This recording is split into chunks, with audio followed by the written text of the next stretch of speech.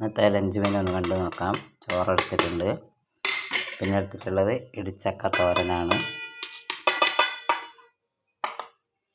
പിന്നെ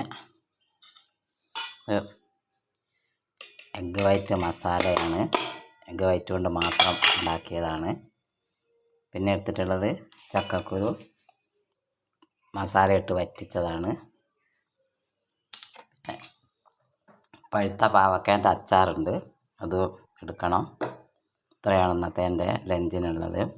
ചോറ്, ഇടിച്ചക്ക തോരൻ, egg white masala, ചക്കക്കുരു വറ്റിച്ചത്, മല്ലിയും മുളകൊക്കെ ഇട്ട് വറ്റിച്ചത്. ഇത്രയാണ് ഇന്നത്തെ എൻ്റെ ഊണിനുള്ളത്. വളരെ സിമ്പിളായിട്ടുള്ളതാണ്.